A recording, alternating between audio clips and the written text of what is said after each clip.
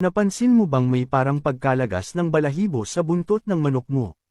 Alamin kung paano ito maaayos. Maaaring dulot ito ng moltang o kakulangan sa nutrients. Pakainin ng layer feed na mayaman sa protina tulad ng soybean meal at fish meal para mapabilis ang paglago ng bagong balahibo. Bigyan ng bitamina E at biotin mula sa leafy greens, itlog, at sunflower seeds para mapanatiling malusog ang balahibo ng manok.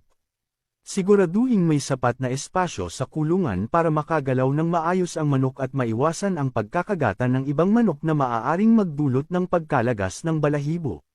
Magbigay ng dust bath gamit ang diatomaceous earth para matanggal ang mites at lice na maaaring maging sanhi ng iritasyon at pagkalagas ng balahibo.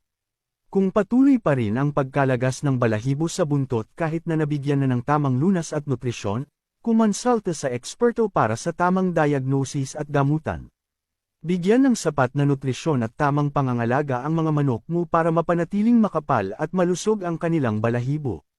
I-follow para sa iba pang tips sa pag-aalaga ng manok.